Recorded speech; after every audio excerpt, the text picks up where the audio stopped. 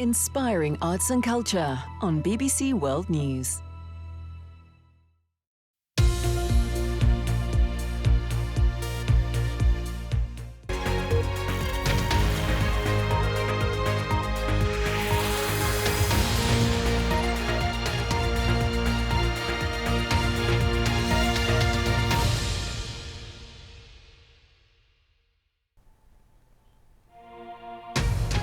You're live with Lucy Hockings on BBC World News. What's the future for TikTok in the US? The White House orders government agencies to delete TikTok from devices, and Congress is working on a bill that would ban the Chinese social media app outright. We firmly oppose the US's wrong approach of overstretching the concept of national security, abusing national power, and unreasonably suppressing the companies of other countries. Allegations of fraud in Nigeria's presidential elections as the governing party candidate takes an early lead. Rishi Sunak is in Northern Ireland, drumming up political support for Britain's new trade deal with the EU.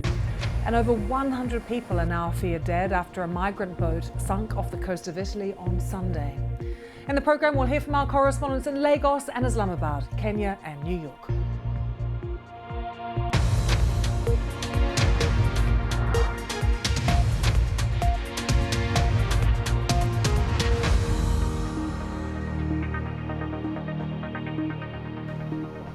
We start in the US, where the White House has given federal agencies 30 days to take TikTok off all government-issued devices. The Biden administration is saying it's to protect people's security. TikTok is owned by the Chinese tech giant ByteDance, and there are concerns that the app can be used for spying or propaganda by the Chinese Communist Party. The EU Commission was the first to introduce a ban for thousands of its staff, and then the Canadian government followed, banning TikTok on government-issued mobiles. They also cited cybersecurity concerns, and now we're seeing this ban from the White House on the use of the app. There's been an angry reaction from China, a government spokesperson saying the US is overstretching the concept of national security. The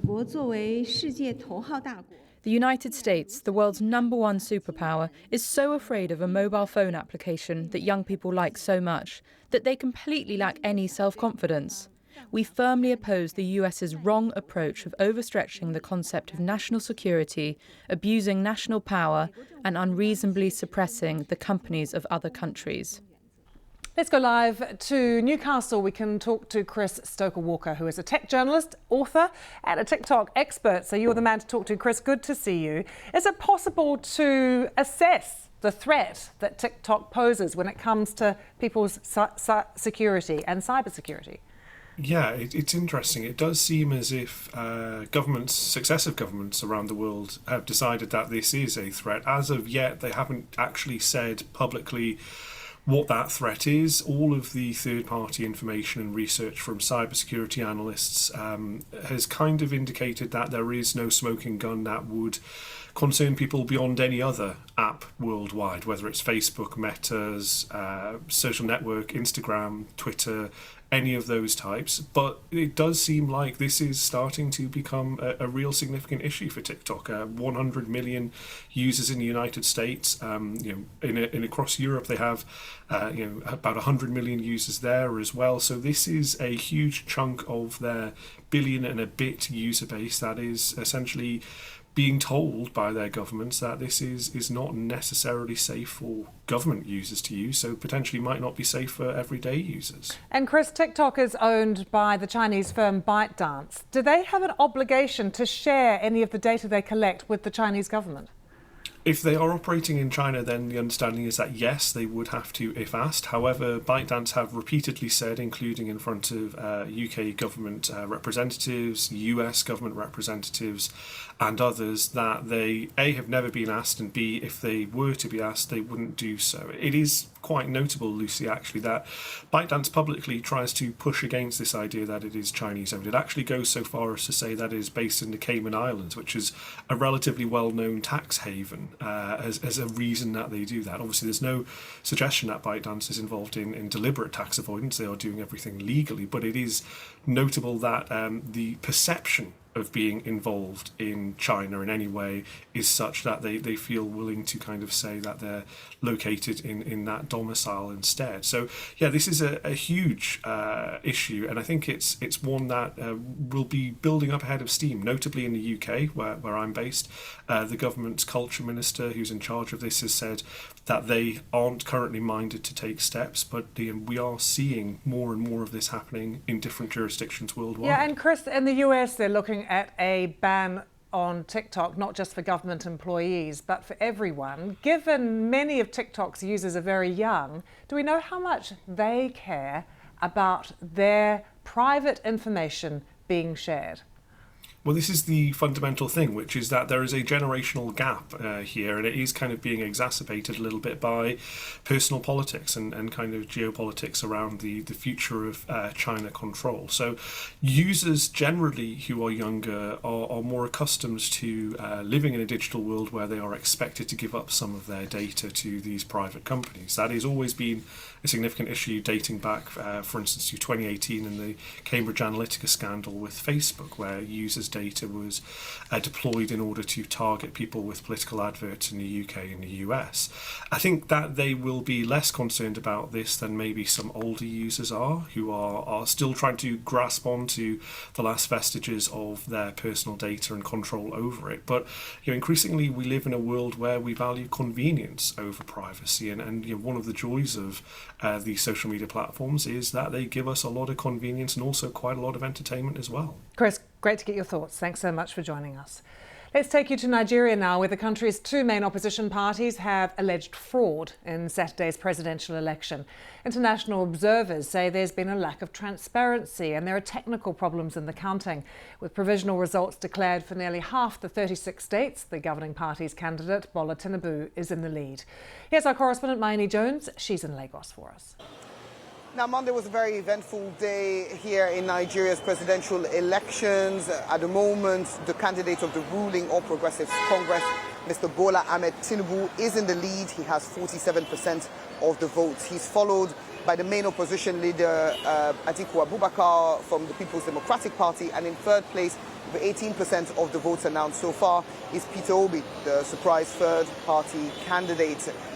Voting counting is due to resume today around 10 a.m. GMT, and that comes amongst massive controversy around the electronic voting system used by the Electoral Commission in these elections. This is the first time that voting system has been used at a national scale. Previously been used for much smaller local elections, and the Electoral Commission says there were teething problems in getting results out immediately after the vote. The two main opposition parties, the People's Democratic Party and the Labour Party, say that they've got evidence that there were issues with the voting system, that they want the Electoral Commission to put an end to the announcement of results, put it on pause, and to hear them out. The Electoral Commission says it will not be doing that. It stands by the results and will continue to announce them. Many people feeling quite frustrated, expressing that frustration both on the streets of Lagos and on social media, saying they want more transparency from the whole process. It's not clear yet when full results will be made available. The Electoral Commission says it's continuing to announce results as it gets them. We should have a clearer picture by the end of today or perhaps early tomorrow. And we'll keep across all the developments in Nigeria for you. But Rishi Sunak is in Belfast, the British Prime Minister calling for MPs to back his new deal on post-Brexit trading arrangements for Northern Ireland. The agreement is known as the Windsor Framework, and it removes most checks on goods destined only for Northern Ireland from the rest of the UK and gives ministers their powers to fend off changes to EU regulations. Here's a summary of what's included in the new deal from our political correspondent, Helen Catt. Under the Windsor Framework, goods going to Northern Ireland and staying there would go through a green lane, getting rid of virtually all checks. Rishi Sunak says that would remove any sense of a border in the Irish Sea. There would be a red lane for goods going on to the Republic of Ireland, which would see full checks. Northern Ireland would still follow some EU laws, but a new measure, the Stormont Break, would give the Northern Ireland Assembly a way of saying no to some changes in future. Well, the Prime Minister has been briefing reporters on the deal in County Antrim this morning and said that Northern Ireland is now in a new, and he called it an enviable position for trade and investment. If we get this framework implemented, if we get the executive back up and running here, Northern Ireland is in the unbelievably special position, unique position in the entire world, European continent, in having privileged access, not just to the UK home market, which is enormous, 5th biggest in the world, but also the European Union single market. Nobody else has that. No one. Only you guys, only here. And that is the prize. I can tell you, when I go around the world and talk to businesses, they know that. They're like, that's interesting. If you guys get this sorted, then we want to invest in Northern Ireland, because nowhere else does that exist.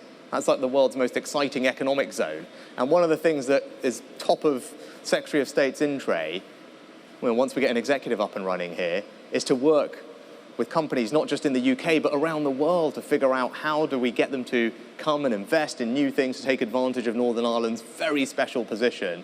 And they are queuing up to do so, particularly from the US. Let's join Rob Watson, who is live at Westminster. Just watching Rishi Sunak there, Rob. Incredibly excited, animated, full of enthusiasm. He seems really pleased with the reaction to this deal. What's been the response? He does indeed. I should perhaps begin by saying, Lucy, that an awful lot of people on social media who voted Remain have looked at what Rishi Sunak just said and thought to themselves and have said, hang on a minute, all of the UK had that before Brexit. But anyway, we'll set that to one side, Lucy. So far, I think he has a lot of reason to be pleased. I mean, for a start, the British media has got behind what he's done and have sort of described it as something of a triumph. I think he'll be very pleased as well with the reaction within his own governing Conservative Party, because this had been billed as a make or break moment for Rishi Sunak, when he would either succeed and sort of bury Boris Johnson as a sort of the man who'd bungled Brexit and the Northern Ireland Protocol, or he would somehow reignite all the sort of divisions that brought down Theresa May. And so far, it's very much the former. And I think he'll also be pretty pleased about the reaction that he's got in Northern Ireland, because I think as far as he's concerned, although the Democratic Unionist Party, the biggest pro-union party, have said, well, there are still things that concern them, they haven't said no, at least not yet. I'm just looking at some of the reaction on our live page. It's on the website, Rob, bbc.com/news. And it's interesting because a pharmacy owner has been talking to the BBC, saying she hopes this deal will end some of the uncertainty there's been about the availability of medicines in Northern Ireland. Can you give us an idea of what kind of changes it might make to ordinary people's lives in Northern Ireland, the deal?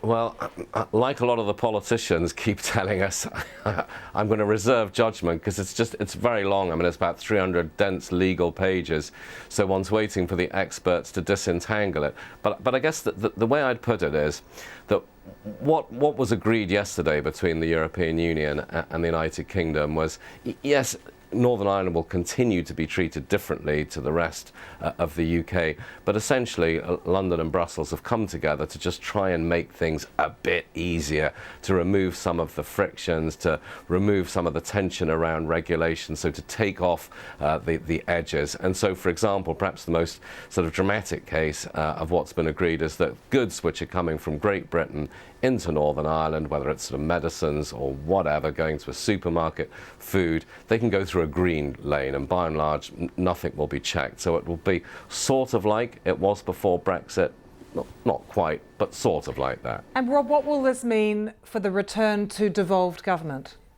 Well, I think that is the next big question, because it looks, and one always wants to be careful about saying this, but it looks like Rishi Sunak has avoided reigniting civil war in the governing Conservatives. That's now the big question, and it lies with the Democratic Unionist Party. The eyes of the world are upon this sort of small party in a small corner of Western Europe, and they have a difficult balancing act. I mean, they are worried. They're worried that some of their more hardline supporters, and there's a more hardline party, will say, don't sell out, don't accept this deal, don't accept anything that makes Northern Ireland less British than the rest of the UK.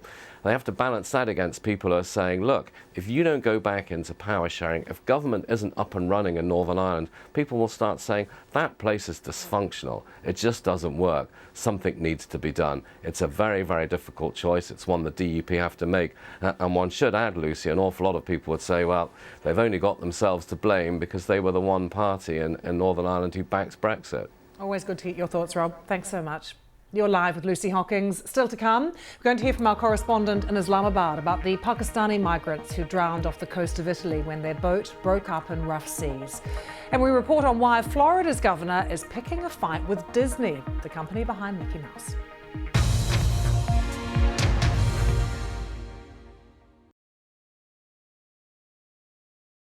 To choose Grana Padano is to embrace its unique Italian values.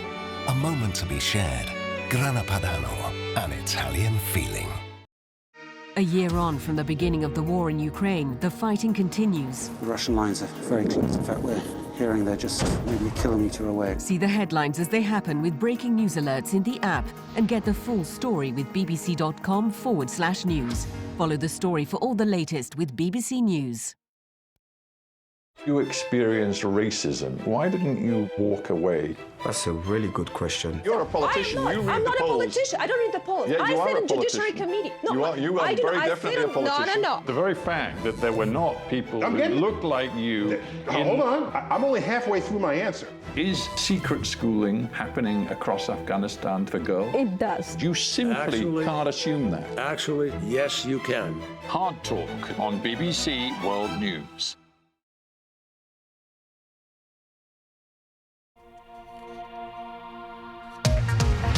You're live with Lucy Hockings as fierce fighting continues in the east of Ukraine, where Russian forces are trying to encircle the city of Bakhmut.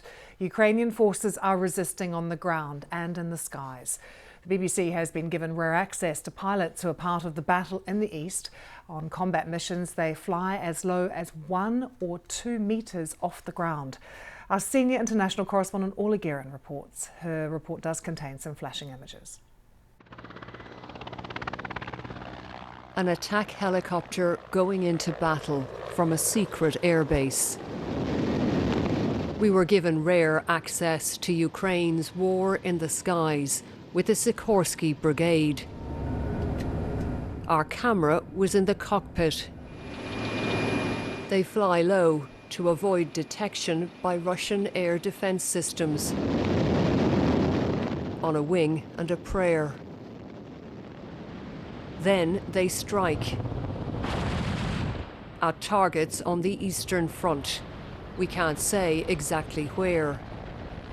They bank left to avoid being hit themselves and return to base, coming in right over our heads.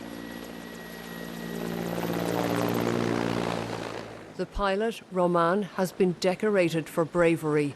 He's 34, a Ukrainian Top Gun in an aging Soviet helicopter, about as old as he is. Roman has flown countless combat missions in this war.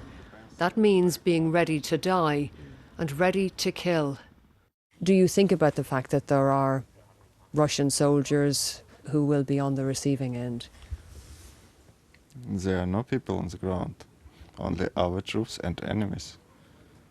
So if they came to our country with war, we are just protecting our countries. We are not aggressor. We are victims who are trying to protect themselves. And if to win this war, we should kill Russian soldiers. We are ready to kill them all. So they prepare for the next sortie. Spent casings are removed. Missiles loaded. 40 per helicopter. One inscribed with a crude message to the Russian leader. Well, the helicopters are now being refueled and rearmed. This happens every time they come back. As soon as they touch down, they're made ready for the next mission because the order can come at any time. And any mission might be the last. After taking the fight to the enemy, some pilots from the brigade did not make it home. Orla Guerin, BBC News, Eastern Ukraine. The Israeli military is searching for suspected Palestinian gunmen who killed an Israeli-American driver near Jericho in the occupied West Bank. Retaliatory violence is escalating in the region. On Sunday, after 2 Israeli settlers were shot dead near Nablus, a large group of settlers carried out revenge attacks in nearby Palestinian villages. One Palestinian man was shot dead. And these pictures show torched houses and shops in the town of Hawara near Nablus in the West Bank. The UN Security Council is set to meet behind closed doors later. They'll be discussing this recent wave of violence. Our correspondent Yolande Nell has more for us from Jerusalem. Well, no militant group has claimed responsibility for that attack. It was a little bit like the one that we saw on the Sunday in which 2 Israeli settlers were killed close to Nablus. This was an Israeli-American man who was in his car close to Jericho when he was shot. The Palestinian gunman, suspected Palestinian gunman, opened fire at several vehicles that had Israeli license plates. They then got out of their car and set it on fire before they ran away on foot. So now the Israeli military is closing roads in and out of Jericho, stopping and searching vehicles as it tries to find those who were responsible. Similarly, in Hawara, close to Nablus, where those 2 Israeli men were killed on Sunday, all shops there have been closed on an Israeli military order, and the search continues for a suspected Palestinian gunman who killed those 2 men. At the same time, they're trying to keep things calm after that rampage by up to 400 Jewish settlers in revenge attacks for the killing of those 2 young men. They set fire to a lot of properties in the area. One Palestinian man was shot and killed there. The number of people known to have died when their boat sank off the Italian coast on Sunday has risen to 64, and it is feared more than 100 people died. We know their boat probably broke apart in rough seas. The vessel was setting off from Turkey just a few days earlier. It's believed to have been carrying 200 people from Somalia, Syria, Iraq, Iran, Afghanistan, but also from Pakistan. Caroline Davies is our Pakistan correspondent, and she's been looking into those people, those migrants that were trying to make the treacherous journey. We've been trying to gather information about this in the course of the last 24 hours since the news broke of this incident in Italy. Now, there was some confusion initially about board were from Pakistan. We've recently heard from the Foreign Ministry here in Pakistan, who said that they know there were 16 survivors on board that ship and that there are 4 people that they are still unaccounted for, and they're trying to get more information about those individuals. As yet, we don't have anything from the Pakistan authorities. They say they're working with the Italian authorities. However, in the process of trying to follow this story yesterday, we started speaking to other families who say that they lost loved ones in a different incident that happened last week on the 22nd of February. And after doing some further research and speaking to different contacts, we found out and got authorization and got notification from the UN that they had been told by the Libyan national authorities that there had been a different incident that happened last week that involved about 24 to 28 people who had been involved, mostly Pakistanis, many of whom who had died when the ship sunk off the coast of Libya trying to get to Italy. And again, this shows quite how vast many of these stories are. We've heard multiple accounts of people trying to leave Pakistan, trying to get to Europe. And as you pointed out, maybe that might be surprising to people. It might not be as clear as maybe people trying to escape war. But in this case, most of the families we spoke to said that their loved ones had just tried to leave Pakistan because of economic reasons, that they had been told, in one man's words, that he said that his nephew had been brainwashed to think that he would be able to get a much better life if he was able to leave Pakistan and come to Europe and restart his life there instead. Now, we know a bit about the economic situation here in Pakistan. Inflation is incredibly high and youth unemployment has risen dramatically in the course of the last 10 years, nearly tenfold. And so that is the backdrop about why many of the people that we've heard about have decided to take these enormous risks to try to come to Europe. Florida Governor Ron DeSantis has signed a bill giving the state control over Disney's sprawling Orlando theme parks. The bill strips power uniquely held by Disney and enables more oversight by Mr. DeSantis' Republican-led legislature. The move is seen as retaliation after Disney opposed state laws curtailing gender and sexuality education. Let's hear first from Ron DeSantis. My signature in this bill will also impose Florida law on this area, just like it's imposed on Universal Studios and SeaWorld and all these other places. And this bill and the structure that we've created in this bill will ensure that the municipal debt that's been racked up will be paid by Disney, not by Florida taxpayers. So to give you some context, for more than 50 years, the Walt Disney World Territory acted as a self-governing area. It was argued this saved local taxpayers from large infrastructure and other costs required to operate the 43 square miles of property.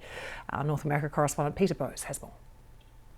This is a bill, now a law, that essentially ends the special status of Disney, the sprawling complex around Orlando that gave it special rights to self-governance, so that in terms of some local utilities, its own firefighting, tax issues, they were all within the control of Disney. Now, originally the theory was to actually take some of the certainly tax burden off local communities when this complex was first devised and envisioned several decades ago. But what the governor has done now is essentially to impose a board that will overrule this particular self-governance situation. So it's a board that will be appointed, and we know some of the appointees, they are Republican supporters, they are Conservative supporters clearly of Mr. DeSantis, taking away that self-governing power from Disney. We wanted to share with you some incredible images that we've been receiving from around the UK of this, the Northern Lights. It's unusual to see them here in the UK. This is the second night that some people have been treated to them as well. And it's so rare, but they were seen as far south as Cornwall, sightings in Northern Ireland, South Wales and Norfolk as well. The aurora formed by a solar flare erupting on the sun that sends charged particles towards Earth which interact with our atmosphere, but they're just incredibly pretty to look at. Hello there. Very stormy weather in the Western Mediterranean thanks to Storm Juliet. Well, that's been bringing some heavy snow into the high ground of Mallorca, particularly above 800 metres elevation, but some of the snow's come down to lower elevations at times. Very strong winds for Mallorca as well. Gusts about 100 kilometres an hour through Tuesday. Still windy into Wednesday with gusts about 70 kilometres an hour. Heavy rain swirling around this feature, probably some of the heaviest rain working into the eastern side of Corsica during Wednesday, but the rain will also be extensive as it works into parts of the Balkans and across northern Italy with some mountain snow here. Now heading into Spain and Portugal, we've still got cold air in place. There'll be some mountain snow across northwestern areas above 800 metres elevation there. Generally the weather across northern Europe is on the cold side at the moment, so with the winds coming down from a northerly direction. Now looking at the weather picture into Thursday, we've still got unsettled conditions in the Mediterranean, still some strong winds around with the heaviest rain probably working into Italy as we go through Thursday, rain starting to affect portions of Greece as well. Now taking a look at the outlook over the next few days, Madrid starting to turn a bit milder towards the end of the week and the weekend beyond. Rome, heavy thundery showers for the next few days, the weekend looking drier and sunnier. In Berlin, a fine couple of days, but it starts to turn more unsettled this weekend. Bye for now.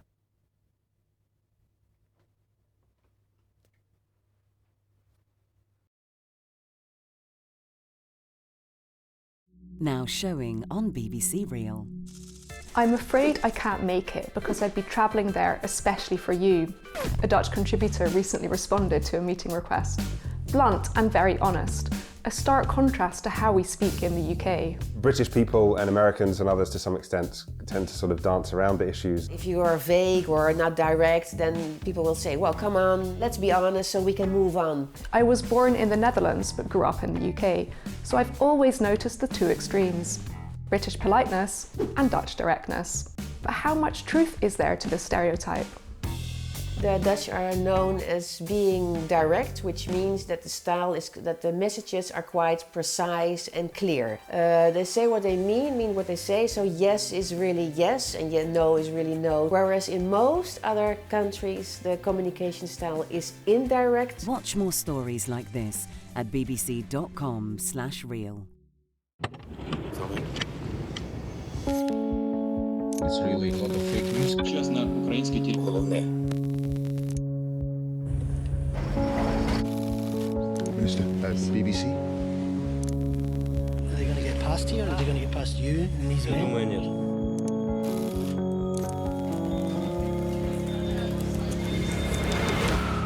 How soon do you think it could be before there is real fighting here? I just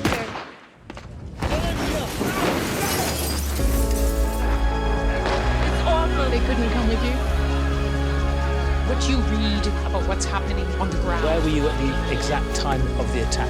If that is what you think of him, how do you sit across the table to try to stop the war? And we're live in 5, 4, 3. BBC experts check the facts behind the stories making the headlines. Go to the BBC News website and app to answer any questions you have about the big stories of the day. Reality Check. Get the facts straight.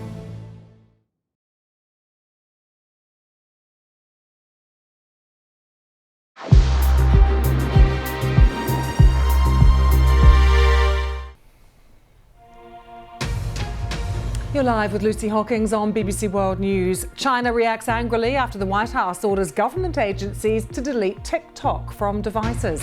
Congress now working on a bill that would allow President Biden to ban the Chinese social media app outright.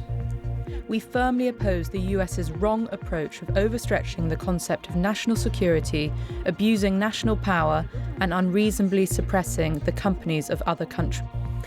The devastating drought in East Africa is expected to stretch into its 6th failed rainy season. We'll bring you a report from Dadaab, one of the world's biggest refugee camps.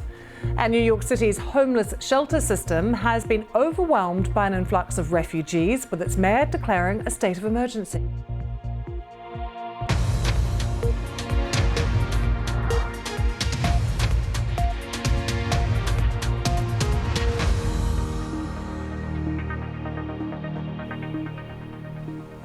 The White House has given federal agencies 30 days to take TikTok off all government-issued devices. The Biden administration says this is to protect people's security.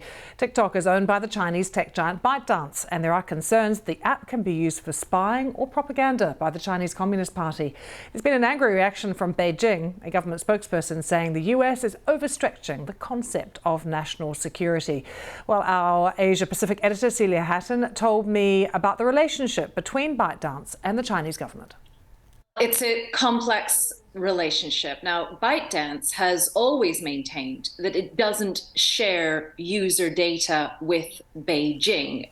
But the fact is that in 2017, China enacted a very strict national security law that requires all internet companies in China to share data that Beijing deems important for national security. So we simply don't know what ByteDance is doing. We know that legally it is required to hand over information if asked to do so. We should also say we've seen many instances lately where tech giants in China are really brought under Beijing's control. Beijing reasserts control over those tech giants, going so far as, for example, to detain China's richest man, the man who ran Alibaba, Jack Ma, a few years ago. So really, it's very clear that Beijing is in control of major tech companies in China. What's not clear is how much information ByteDance might have shared with Beijing. And what has been the response from ByteDance to some of these allegations? What are they saying, Celia?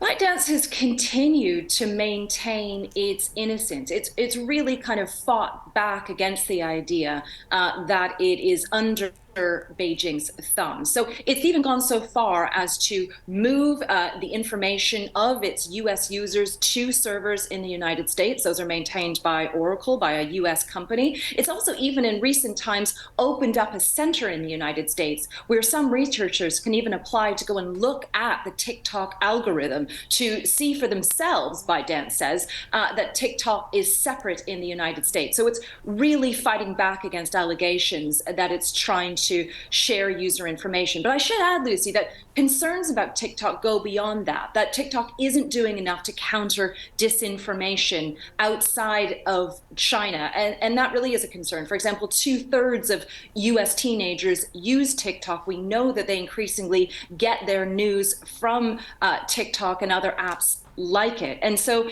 really there hasn't been very much said by ByteDance or TikTok about how they're countering disinformation. The drought in East Africa is expected to stretch into its 6th failed rainy season. Kenya, Somalia, Ethiopia, the worst affected as climate change is making these dry spells worse. And now we're seeing thousands of Somali people fleeing their country. They're seeking safety and help in neighbouring Kenya. Well, with me is our Africa correspondent, Catherine Berahunga. Catherine, you've been to Dadaab refugee camp. It's one of the biggest camps in the world. Thousands of people flocking there. When you first arrived, what was your sort of first impression of what you saw? I think the first realization is that even though people are fleeing from Somalia because of the drought, when they get to Kenya, there's still drought conditions there. So it's incredibly hot, dusty, there's hardly any vegetation on the ground. And we get to these camps and you see people have basically had to set up shelters around the camps because the camps are full themselves. And so we managed to speak to people who've just arrived from Somalia, and this is what they told us. Thousands of homes that have sprung up in a matter of months. War used to be the main reason people fled Somalia. Now climate change is a strong competitor. The camps here are literally bursting at the seams. Thousands of new arrivals are settling on their outskirts.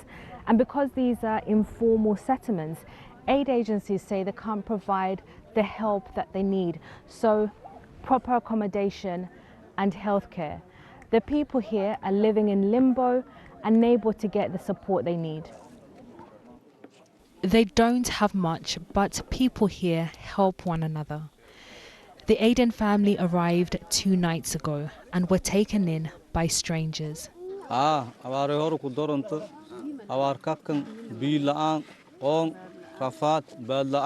It's much worse compared to previous droughts. No water, the dams are dry. A lot of people have died, let alone animals, due to drought and hunger. At 98 years old, Gelo Abdi has experienced a lot of Somalia's recent history, independence and decades of war. But this is the first time she has fled her home. Drought brought unbearable hunger. I have lost 50 people from my family. Others were shot while others died of hunger. We have ran away from hunger and war. But the presence of Somali refugees in Kenya is contentious. The government has tried to push them out, accusing these camps of harboring Islamist fighters, something that has never been proven. It means even though old camps are being reopened, aid agencies can't bring anyone here or offer them the help they need. The facility is there, but the government is just telling us that refugees cannot be relocated to the site until they are registered. But the government has to give the go-ahead for registration to resume because it was there was a ban on registration after 2016. Kenya's government promises to start registrations soon. But the people here need help now, and many more will surely follow as climate and conflict form a deadly alliance against them. Really heartbreaking to see some of those pictures, Catherine, and it's so dry and dusty everywhere. The drought continuing right across many countries. Could you update us on the picture sort of regionally? Yes, in Kenya we have some good news from the government there. They've started registering these refugees who are arriving, which means they can get access to healthcare, food distributions as well. So that's really good news. But looking across the wider region, in Somalia, in Ethiopia, more people continue to be displaced because of this drought. And today we have an appeal from the United Nations asking for over $100 million to help over 3 million people affected by this crisis. But the challenge they keep saying is that there's so much happening around the world, not least the conflict in Ukraine, which has meant that it's sucked away resources, but also the attention from around the world for people to come together to try and help those affected by the drought in East Africa. Can I ask you about Ethiopia? What's happening there? Well, Ethiopia, there has been progress in Tigray, in northern Ethiopia. This conflict that has killed hundreds of thousands of people, really, the fighting has come to an end. But if we look further south, in Oromia, Ethiopia is massive, but in the south you have drought, but also you have continued fighting, inter-ethnic conflicts. So Ethiopia is one of those countries that we continue to pay attention to because it's a large population, over 100 million people. It's crucial for the stability of Africa. Catherine, thank you. And some of those images from your report from Dadaab, they'll stay with us. Thank you. Do stay with us here on BBC World News still to come. We report on the arrest of a couple who disappeared with their newborn baby more than 7 weeks ago in Brighton, an English city.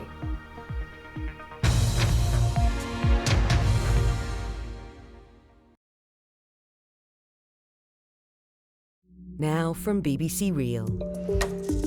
Over 5 centuries ago, something never seen or heard of in Europe before arrived at this very spot. Gander was a rhino, a gift sent from India to the King of Portugal, Dom Manuel I. Some believe that Gander is the reason Lisbon is littered with its famous landmark, the floor mosaics that decorate the streets and squares. Não será difícil deduzir que, numa altura em que se estavam a fazer obras de calcetamento das principais ruas de Lisboa, numa altura em que o famoso rinoceronte indiano veio para Lisboa, algumas mentes mais férteis quisessem associar uma coisa à outra. However, historical documents show that the paving work actually began in 1498. That's 17 years before the arrival of the rhino. Gander didn't actually spend much time in Lisbon. Foi enviado como presente ao Papa, teve de fazer uma escala em França. O rei de França queria também ver aquela novidade, toda a Europa comentava. Poucos dias depois, o navio que transportava o Gander naufragou em Itália. As a tribute, a small statue of Gander the rhino lives on to this day in the Belém Tower. Original global stories from the BBC.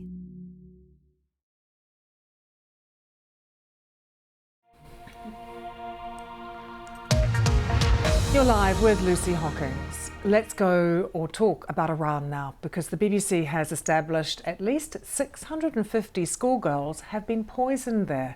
A senior government official has admitted that the girls are being deliberately targeted. No schoolgirl has died, but dozens have been admitted to hospital with respiratory problems, with nausea, dizziness and fatigue as well. Darren Stone is from BBC Persian, who's been looking into this. This is awful. What is going on? It's really scary. This has been happening for a while now. It started at the end of November and there's been incidents here and there, but officials haven't been able to connect the dots. People have been calling for investigation. They were asking whether this is premeditated or not. Recently, some officials, as you mentioned, they said that this could be intentional. It could be the work of potentially some hardliners who don't want girls to go to school. I'm going to say that this hasn't just happened to schools, but school girls, but girls seem to have been targeted more than boys. And the religious heartland of Iran, city of Qom, has been the epicenter.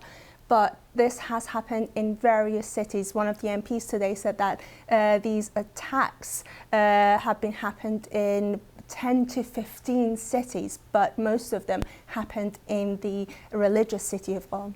Has there been an official statement or any conclusions from the Health Ministry?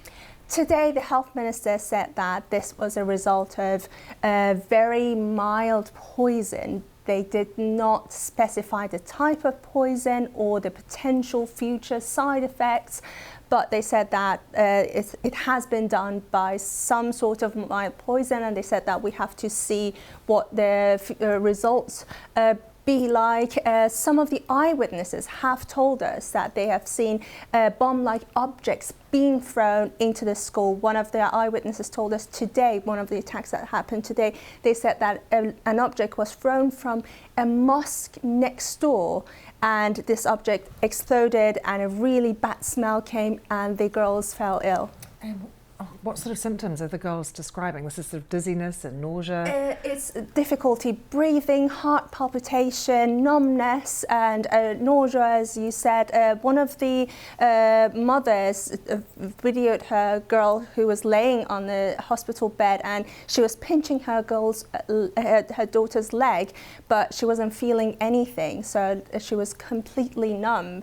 And the girls say that before they get these symptoms, they smell something like a tangerine or a gone-off fish kind of smell. And the reasons for this? Are the girls not wearing their hijabs? Have they been protesting? What kind of thing? There are speculations because girls and women were the centre of the women life freedom movement. Some people say that this could be a payback because girls, well, we saw many videos of girls in schools chanting anti-establishment slogans, ripping Supreme Leaders pictures. Even today, this eyewitness told us that girls were chanting anti-establishment slogans. Some say that it could be payback, but some say that it could be simply just some hardliners not wanting girls to go to school. Gosh, dreadful situation. Tony, thank you so much. A couple who disappeared with their newborn baby have been arrested in Brighton. Their child, though, is still missing. Constance Martin and Mark Gordon found after being spotted by a member of the public. Police have now launched an urgent search for the baby, who is not thought to have received any medical attention since birth. Vincent McEvaney reports. 35-year-old Constance Martin and 48-year-old Mark Gordon were reported missing on the 5th of January after their car broke down near Junction 4 of the M61 near Bolton. The car was found on fire, and it's believed Ms. Martin had given birth either in or near the car a day or two earlier. Over the following weeks, there were sightings of the couple in a number of places, including Liverpool, Essex, South London and East Sussex. They were thought to be carrying a large amount of cash and to be using camping equipment to live off-grid. Authorities previously thought the couple had been sleeping rough in a blue tent, avoiding being traced by the police by moving around frequently and keeping their faces covered in CCTV images. Police had expressed fears that the baby was being exposed to sub-zero temperatures and said they were extremely concerned for its well-being. Constance Martin, who was from a wealthy family, was a drama student when she first met Mark Gordon in 2016. Since meeting, the couple led an isolated life, and in September, when Martin was well into her pregnancy, began moving around rental flats. Gordon, a registered sex offender, was deported to Britain from the United States in 2010 after spending 20 years in prison for a rape he committed, aged 14. Despite their estrangement, Constance's father, Napier Martin, has been publicly urging her to make herself known to authorities for the safety of both herself and his grandchild. Vincent McEvaney, BBC News. President Biden's plan to cancel student debt for millions of Americans faces a crucial test in the Supreme Court later. According to research, 44 million Americans are carrying a combined student loan debt of $1.75 trillion. And a program introduced last summer would have aimed to dismiss much of that. But it's being challenged in the Supreme Court today for being unlawful and unfair. Nomia Iqbal has been speaking with students camping outside the court overnight.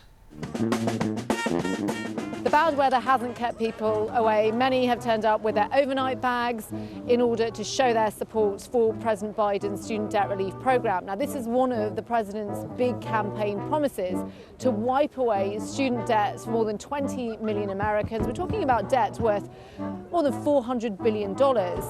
Now, applications for the program were stopped last November because a lower court judge ruled that the program was unlawful, and that's following a few challenges from two student loan borrowers who say that the program unfairly excludes those on other types of loans, and also from a handful of Republican states who say that by clearing student debt, it contributes to inflation, that it's not fair on those who have already paid their debt and not fair on those who didn't go to college. So President Biden has taken it to the Supreme Court, and there will be a ruling in the summer. Namia Iqbal there. New York City is pressuring the Biden administration to help it deal with an influx of migrants that has overwhelmed its homeless shelter system and led to the mayor declaring a state of emergency. Since last spring, more than 45,000 migrants have arrived, outnumbering the total number of people previously in the city's shelters. Immigration is, of course, highly politicised, and President Biden is now facing growing calls from those within his own party to help cities and towns feeling the burden. Neda Tawfiq reports. The Statue of Liberty in New York Harbor has stood as an emblem of America's proud embrace of immigrants. This view is similar to the one seen by many thousands of immigrants. And New York in particular has long relied on those arriving with dreams of a better future. But the recent influx of migrants has created a state of emergency. In the last 10 months, more than 45,000 migrants have arrived, largely bussed here by conservative leaders from border states like Texas. But New York's mayor ultimately placed the blame on the federal government. I'm not going to remain silent on that. This is wrong for the cities of America to take this on. The federal government should step in and say, let's coordinate this, and whatever city is available to take a portion, because if we all take a portion, it won't overwhelm a city. So this is one of the units that's being prepared Yes. for the next family. Yes. By law, New York must provide shelter to anyone who needs it. If you walk in here is actually the unit that the family will be living in. But the system is buckling under the strain. There's lots of people who are coming into our system who are fleeing climate-related disasters. They're fleeing economic and political violence, social violence. Our system wasn't set up to deal with this population. So when people come into shelter in New York City, they come in, they usually have some belongings, maybe in a bag or something, and then we hook them up to a host of services, and these folks that are coming in aren't connected to any of that. M.E. is an asylum seeker who's been in this shelter since July and wants to remain anonymous. She says she fled Venezuela at 4 months pregnant in search of a better life for her children, even though she knew the journey would be dangerous. Sometimes we didn't have access to any food. My older child and I spent a day without eating. We would beg for food, but people had barely enough for themselves. We went through Colombia, Panama, Costa Rica, Nicaragua, Honduras, Guatemala, and Mexico. We crossed through jungles. It was horrible, horrible. Emmy hopes one day she can work and bring over her remaining daughter in Venezuela. Others like her are just as motivated to come to the United States. Still, the federal government is no closer to overhauling the immigration system, leaving the burden on cities. Neda Tawfiq, BBC News, New York. Simply because I love looking at them, we're going to show you some more pictures of the Northern Lights being seen here in Britain. They're just glorious, these pictures. People across Britain and Ireland reporting sightings of the Aurora Borealis. It's really unusual to see them here, and it was as far south as Cornwall here in the UK. Lovely pictures to end the programme with. I'll see you again tomorrow. Bye-bye.